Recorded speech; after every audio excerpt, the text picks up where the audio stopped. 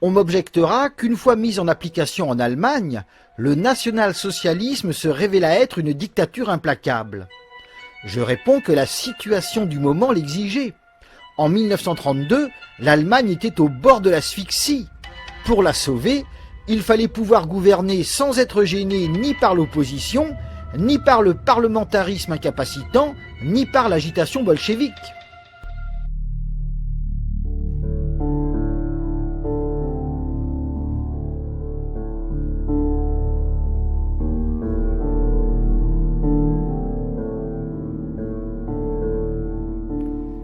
Le 6 janvier 1932, un quotidien allemand expliqua « Il n'est plus possible de remédier à la crise intérieure du peuple allemand par des élections. Le caractère critique de l'heure présente semble plutôt inviter à renoncer momentanément aux conceptions purement techniques de la démocratie et à se contenter de satisfaire uniquement aux besoins matériels de gouvernement en tendant toutes les bonnes volontés et en tenant compte des considérations psychologiques. » Autrement dit, début 1932, l'Allemagne avait besoin d'un comité de salut public.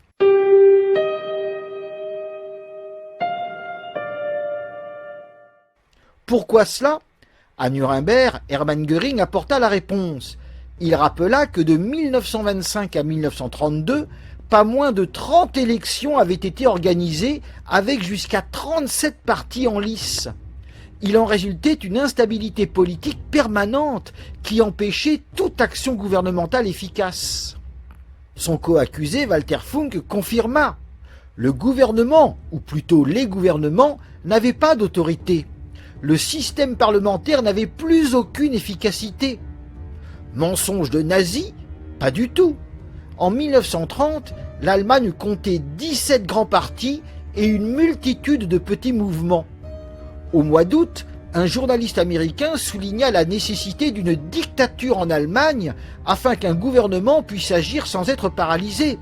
Il expliqua « Plus de 30 partis composent le Reichstag. Or, aucun pays constitutionnel n'a encore trouvé une solution pour que le législateur puisse accomplir sa mission quand tant de partis ne cherchent en permanence qu'à défendre les intérêts de leurs partisans. » Fin 1930, le Reichstag restait une assemblée éclatée en 13 partis. Même lorsqu'ils se groupaient pour former une majorité parlementaire, ces mouvements se disputaient sur des questions importantes, par exemple les problèmes financiers. Il en résultait une instabilité gouvernementale chronique qui provoquait la chute des ministères les uns après les autres. En juillet 1930, suite à une nouvelle dissolution du Reichstag, plusieurs responsables politiques appelèrent à sauver la démocratie. Mais les gens y croyaient de moins en moins. La Deutsche Zeitung lança « L'appel de détresse que M. Joseph Wirth a fait entendre à la dernière séance du Reichstag dissous en vue de sauver la démocratie et le parlementarisme n'a plus d'écho. Il ne laissera pas non plus dans le pays une impression durable. La démocratie et le parlementarisme, ce Reichstag, dans les 2 années de son action, les a discrédités. » La tentative vaine faite par l'entourage de Westarp dans le sens de Wirth pour sauver la démocratie ne changera rien au fait que le sentiment d'allègement causé par la disparition de ce Parlement prévaut pour une fois sur toutes les autres considérations. On le voit, la République parlementaire ne fonctionnait plus. En conséquence, les gouvernements successifs recouraient aux décrets-lois, c'est-à-dire aux textes publiés d'autorité sans le vote des assemblées. Le système parlementaire était donc moribond. Le 1er décembre 1930, suite à la publication de nouveaux décrets-lois, un quotidien de gauche écrivit « Toute dictature est un mal inappréciable. Mais si l'on n'a que le choix entre l'article 48 du docteur Brünig, c'est-à-dire l'article qui permettait d'édicter des décrets-lois, et le fascisme de Hitler, aucune hésitation n'est permise, même aux républicains le plus à gauche. » Ailleurs, un socialiste admit Si nous avions le choix entre la dictature de Brünig et le retour au parlementarisme véritable, le vote du Parti socialiste ne pourrait être douteux une minute. Mais nous n'avons pas le choix, parce que ceux-là même qui se plaignent le plus énergiquement de ce que l'on ait abandonné les principes clés de la démocratie, s'efforcent de saboter le travail du Parlement et qu'il y a grand danger que, si l'on essaie de rétablir le parlementarisme dans son intégrité, cette tentative n'aboutisse à la pire violation de la Constitution, à l'institution d'une dictature caractérisée et à l'élimination du Reichstag. À vrai dire, le dilemme devant lequel nous sommes placés est pénible. C'est clair, la République de Weimar se trouvait dans un coma profond, voire dépassé. Pourquoi ? Parce qu'elle s'était révélée impuissante à sortir le pays du marasme. Arrivé à ce stade, le sauvetage de l'Allemagne nécessitait un pouvoir fort, d'où le fait que la majorité acceptait l'idée d'une dictature. La dispute portait sur sa nature. Certains refusaient qu'elle fût nationale-socialiste. Le 2 février 1931, la Deutsche Allgemeine Zeitung écrivit « Le relèvement de l'Allemagne ne peut venir que d'un gouvernement résolu à se placer au-dessus des difficultés et des objections qui se dressent devant toute action politique énergique, devant toute réforme sincère, devant toute décision de rebrousser chemin lorsque la voie suivie a été reconnue funeste et capable d'agir de la sorte. » 4 mois plus tard, le gouvernement refusa de convoquer le Reichstag pour discuter des nouveaux décrets-lois. L'antiparlementarisme se renforçait donc. Tout cela dans une atmosphère de crise grandissante. Car au-delà des baisses conjoncturelles ou dues à des réformes ponctuelles, le chômage poursuivait son ascension. Tombé à 2,6 millions en mai 1930, le 31 août 1931, il dépassait les 4 millions. Or, dans un climat de pauvreté endémique, les chômeurs souffraient de plus en plus. Au mois de juin 1931, un nouveau décret-loi vint amputer davantage les dépenses publiques. L'objectif était de réduire le déficit endémique. Un quotidien allemand commenta « Nous avons maintenant fait tout ce qui dépendait de nous, et encore plus qu'il n'était possible, et ce décret-loi pose la question des limites de ce qui est possible et tolérable, d'une façon qui ne peut que provoquer dans ce pays une réponse pleine des plus graves appréhensions, mais qui doit être examinée dans le monde entier de la façon la plus sérieuse. » L'appel était clair. L'Allemagne disait au monde « Nous sommes en cessation de paiement, à la limite de l'effondrement. » Fin 1932, le déficit total s'élevait à plus de 2 milliards de marks. Alors que les chômeurs se comptaient par millions, depuis juin 1931, les délais pour recevoir l'allocation chômage avaient été allongés. De 14 à 21 jours pour un chômeur sans charge de famille, de 7 à 14 jours pour les chômeurs ayant 1 à 3 personnes à charge, et de 3 à 7 jours pour ceux ayant à leur charge plus de 4 personnes. Ajoutons qu'il fallait avoir travaillé 30 semaines et non 26 pour y avoir droit, et que la durée du versement tombait de 29 à 20 semaines. Quant aux ouvriers des ateliers dits familiaux, ils n'avaient même plus droit au chômage. La République se révélant incapable de sauver le pays, l'Allemagne se dirigeait tout droit vers une forme de gouvernement anti-parlementaire. C'était si évident que le 15 juin 1931, un éditorialiste demanda juste une période de transition. Ce que nous voulons est peut-être la dernière tentative pour empêcher que l'Allemagne ne passe sans transition à cette nouvelle forme de gouvernement. Les clairvoyants considéraient donc l'arrivée de la dictature comme inéluctable. Fin 1931, après la publication de nouveaux décrets-lois, un quotidien se lamenta. C'est un amer cadeau de Noël qui est fait là au peuple allemand. On ne donne à personne, on prend à tout le monde. En soi, cela ne serait pas nécessairement un mal si les citoyens recevaient en même temps un titre promettant une amélioration pour l'avenir. Mais ce qui semble le pire, c'est que, comme le gouvernement le fait annoncer, on va épuiser les dernières réserves sans que l'on puisse se faire une idée de ce qui se produira ensuite. Dans sa livraison du 25 décembre, un hebdomadaire juif américain prévint « Avant de nombreuses semaines, 5 millions de travailleurs allemands arpenteront la rue pour trouver du travail et ils n'en trouveront pas. Au moins 15 millions de femmes et d'enfants allemands pleureront auprès d'eux pour avoir du pain et ils auront faim.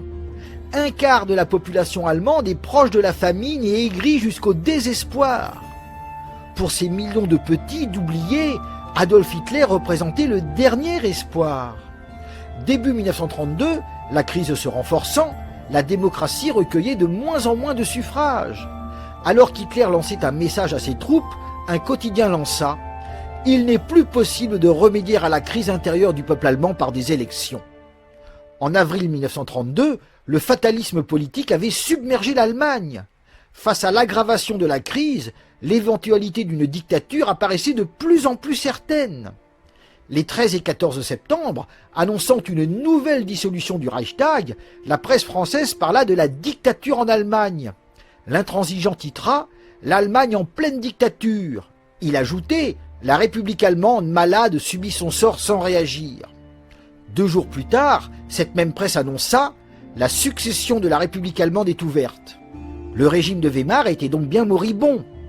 Un nouveau Reichstag ayant été élu, dans un discours à Dresde, le chancelier von Papen lança « Nous voulons écarter le parlementarisme tel qu'il a été imité de la démocratie occidentale ». On ne pouvait être plus clair. Joignant le geste à la parole, le 10 décembre 1932, le Reichstag se mit en sommeil pour une durée indéterminée. C'en était fini du parlementarisme. Début janvier 1933, interrogé par le quotidien L'Intransigeant, un des pères de la République de Weimar concéda « La démocratie doit être apprise quand on n'y est pas habitué. Il est certain que l'Allemand, par sa nature, n'est pas porté vers le régime démocratique. 14 ans n'ont pas suffi pour lui en faire prendre l'habitude. » Venu d'un des pères fondateurs de la République allemande, ce constat d'échec était terrible. La démission du gouvernement démontra que le système parlementaire, avec ses majorités introuvables, devait être suspendu. Le 23 janvier 1933, un quotidien écrivit « Si l'on ne peut pas gouverner avec le Reichstag, il faudra donc, pendant quelque temps, se passer du Reichstag. » Le lendemain, un autre renchérit « Il est évident qu'un ajournement prolongé du Reichstag est souhaitable, non seulement pour le gouvernement, mais aussi pour l'économie. » Le constat était limpide. Pour espérer sauver le pays, il fallait suspendre la vie politique et créer un comité de salut public. Or, depuis les élections de 1932, la NSDAP était le parti le plus fort au Reichstag. À Nuremberg, Hermann Göring lança « La seule chose que je voudrais tout particulièrement souligner en ce qui concerne la légalité de notre prise du pouvoir est la suivante. Si en Allemagne le système démocratique des élections anglaises ou américaines avait été en vigueur, le Parti national-socialiste allemand aurait déjà obtenu, sans exception, tous les sièges au Reichstag dès 1931 déjà, ou au plus tard début 1932. Car le Parti national-socialiste était le plus fort, c'est-à-dire que d'après le système des élections anglaises et américaines, tous les autres partis plus faibles auraient été balayés, et nous n'aurions eu exclusivement, à partir de ce moment, que des nationaux-socialistes dans le Reich, d'une façon parfaitement légale, en vertu des principes démocratiques des 2 plus grandes démocraties.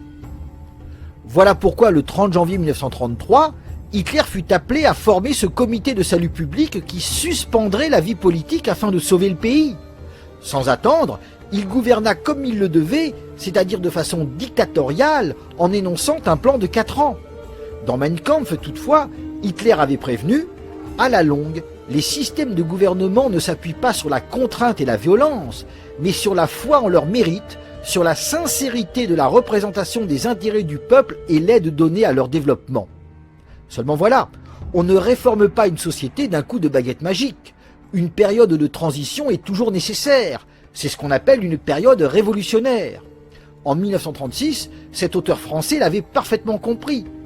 Évoquant l'organisation sociale en Allemagne, il expliqua « Chargé de régler les rapports sociaux selon l'esprit national-socialiste, c'est-à-dire en principe de rendre à tous, patrons et ouvriers, le sens de leurs responsabilités, elle devrait être tout à fait indépendante des pouvoirs publics et suffisamment décentralisée dans son organisation pour que chaque communauté d'entreprises puisse déterminer elle-même ses salaires et ses conditions de travail. Mais chacun n'a pas encore acquis une connaissance exacte de ses devoirs sociaux. Les intérêts de l'État sont parfois méconnus. L'organisation sociale ne peut être en fait aussi libérale. Ayant à faire accepter aux ouvriers des décisions qu'ils ne peuvent discuter, à obliger les patrons à prendre des déterminations qui ne sont pas toujours conformes à leur propre intérêt, il lui faut être pourvu d'une grande autorité et de larges moyens d'action. Elle est en fait autoritaire. Le docteur Paul, dans son commentaire à la loi sur le régime du travail, le reconnaît ainsi.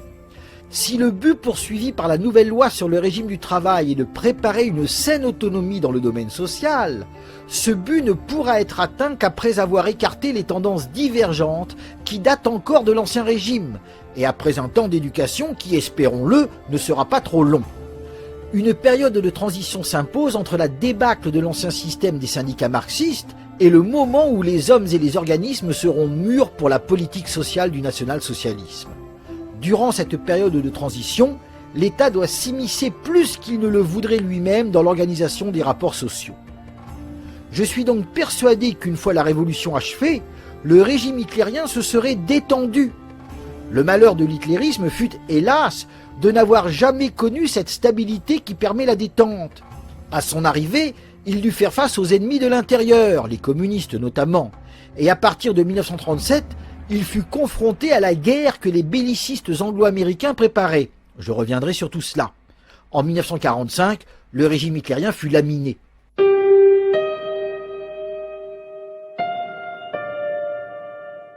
J'ajoute ce qui suit.